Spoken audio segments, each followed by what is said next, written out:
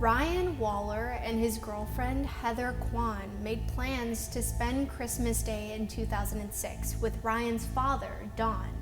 Don was super excited and spent all of Christmas Eve and the morning of Christmas Day preparing for their visit.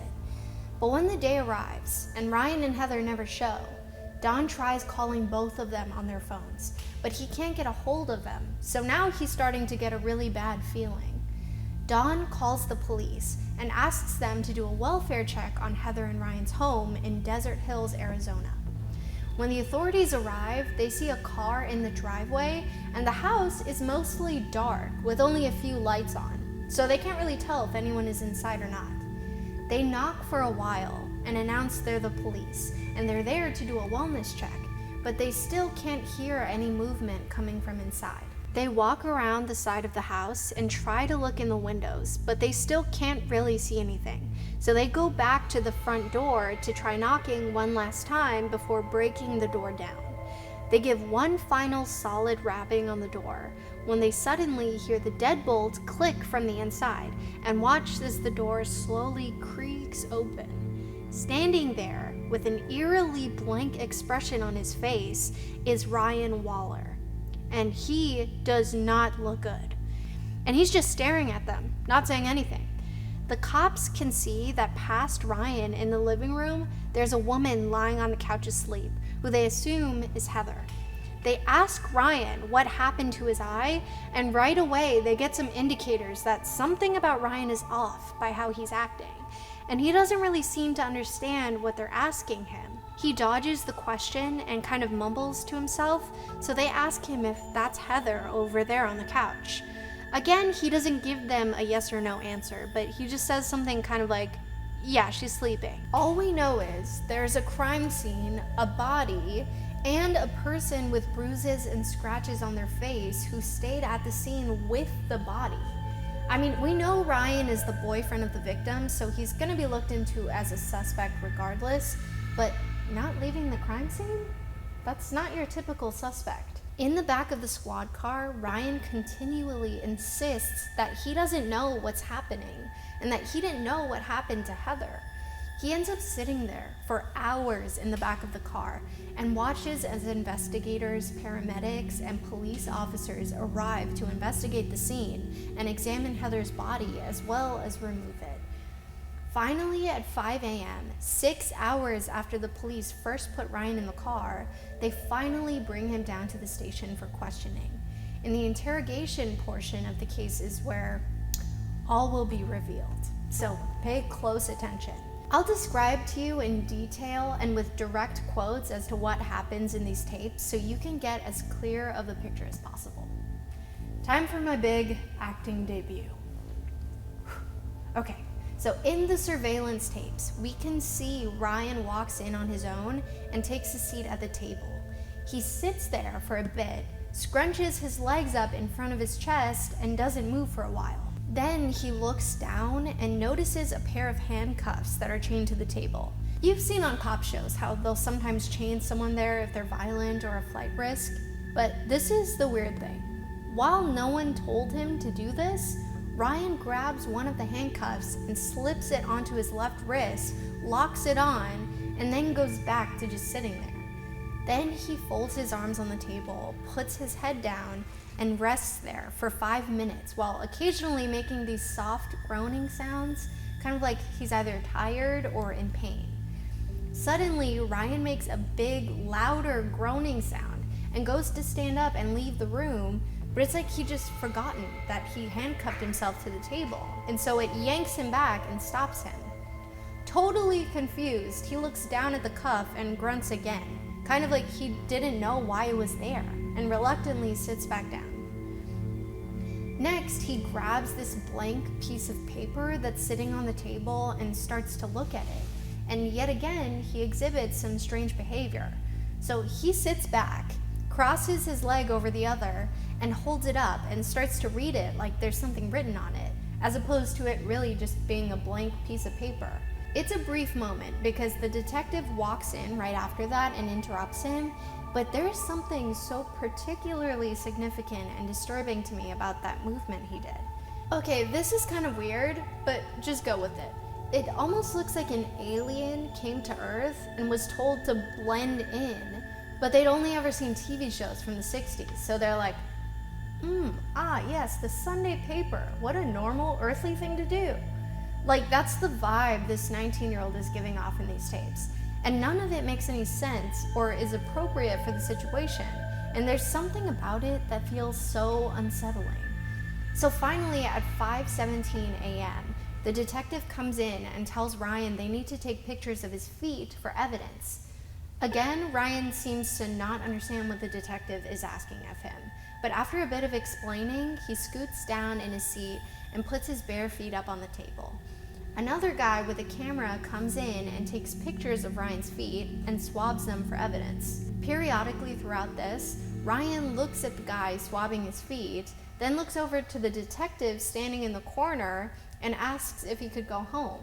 And the detective always tells him no. And each time the detective tells him no, Ryan gets frustrated and complains about wanting to go home, but again, never really disputes it. So at 5:28, the foot swabber is done doing his thing and leaves. And it's finally time for the first detective, whose name is Dalton, to ask Ryan some questions.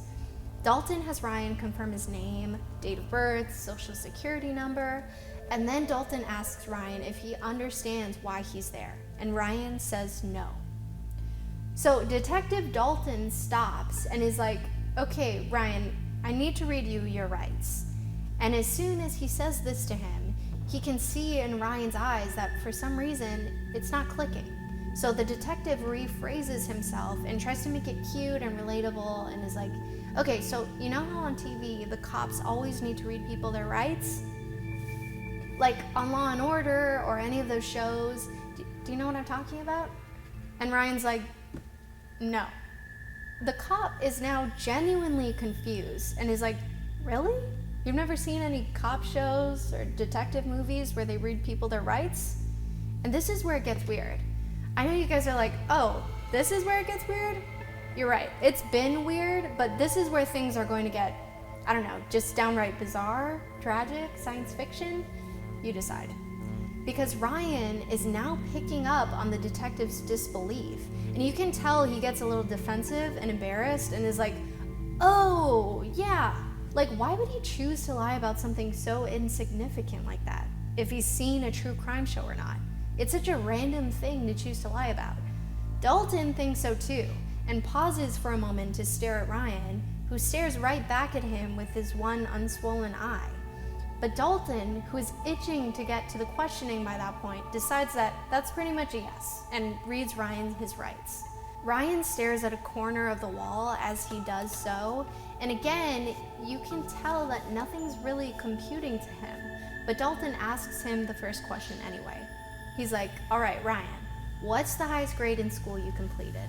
And Ryan, still with a blank expression on his face, goes, I don't know. Dalton's like, you don't know?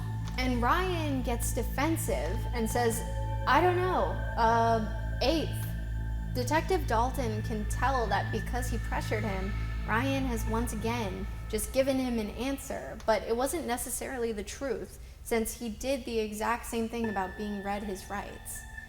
Already, the detectives were suspicious of Ryan from the beginning, and so the fact that he keeps lying to the detective is establishing the fact that Ryan is not a reliable source, and is making him look even more suspicious.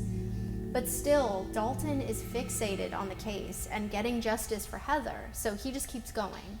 So he asks if Ryan ever got his GED or the equivalent of a high school diploma for anyone who didn't finish high school. It's a yes or no question, but Ryan answers, I don't know, which doesn't make sense, as you would definitely remember signing up and taking this test to get your certificate. It's a whole deal. It's like asking someone if they have a driver's license. You either do or you don't. Dalton asks him if he really doesn't know, and by this point, Ryan is very frustrated and repeats, I don't know, a few times in a row in that same painful, groaning voice as before, and it almost sounds like he's whining, like a kid throwing a tantrum. He's slurring his speech and looks absolutely exhausted, and it almost looks as if he's about to nod off while sitting there. Ryan repeats that he just wants to go home, He didn't know what happened, and finally Dalton gets stern with Ryan and talks to him like a child and is like, "You can't go home, Ryan. Now, what's the highest grade in school you've completed?" Desperately, Ryan's like, "B?" And the way he asks it is almost like he's trying to guess the right answer to a trivia question, as opposed to an answer he should actually know right away about his life.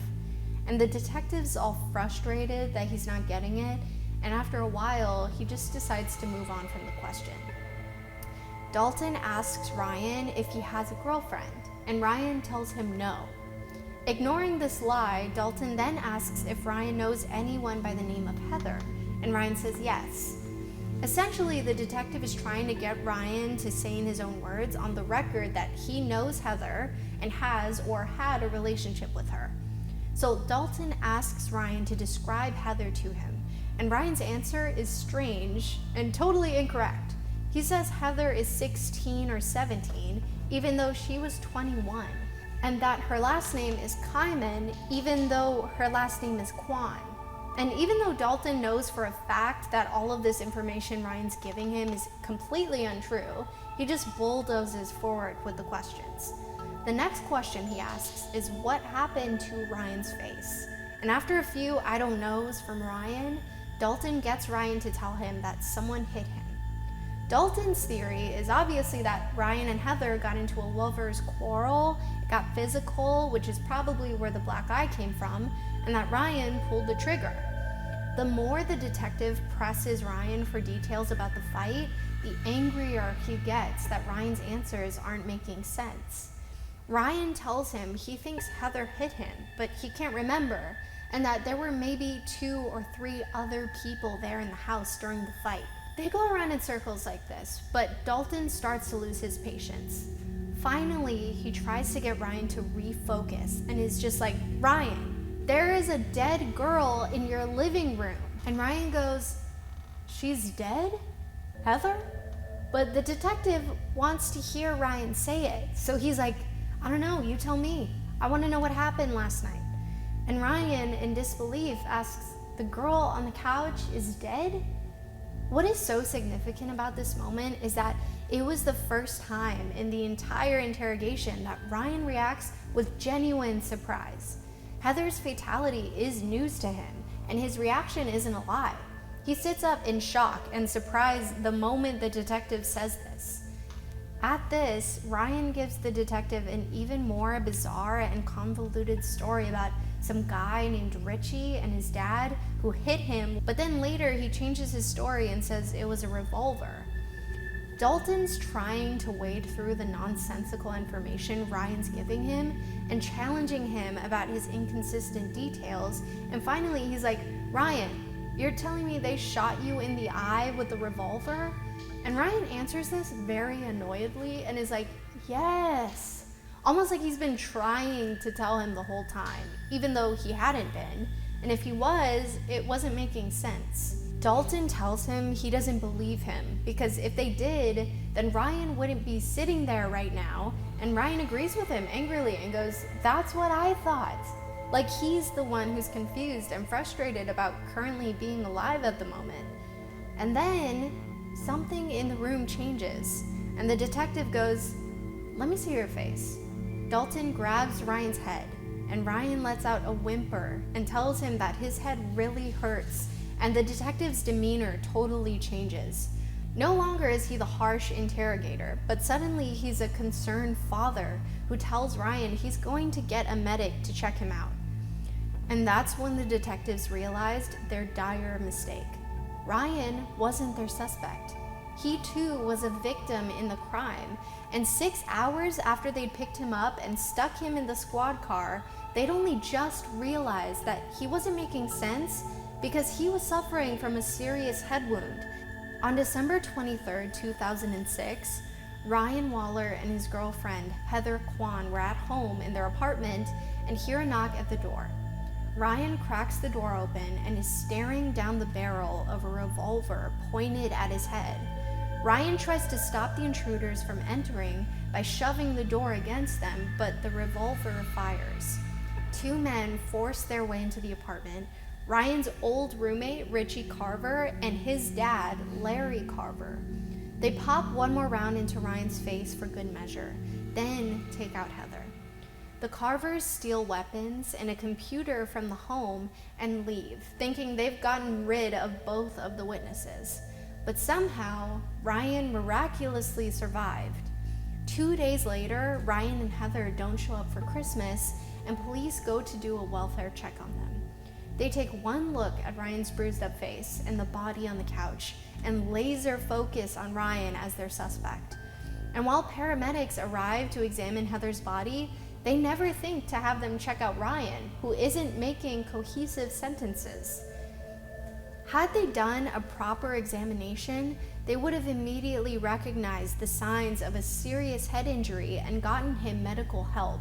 But instead, Ryan sits in the back of the car for 6 hours with a bullet lodged in his brain, and as every second ticks by, irreversible damage is being done. When the medics and detectives finally realize what is going on in the interrogation room, they rush him to the hospital for life-saving brain surgery. But unfortunately, there wasn't much doctors could do to fix his brain. And as a result, he's blind and completely dependent on his parents for the rest of his life. Ryan would suffer from debilitating seizures as a result of his injuries for the rest of his tragically short life. Just 10 years after the incident, Ryan passed away from one of his seizures when he was only 28 years old. However, thanks to the fact that Ryan was able to give them some accurate information about the night of the crime, the Carvers were both arrested and sentenced to life in prison. And that is the unbelievably tragic and controversial story of how Ryan Waller, a victim, was questioned as a suspect for hours with a bullet in his brain about his lover's murder.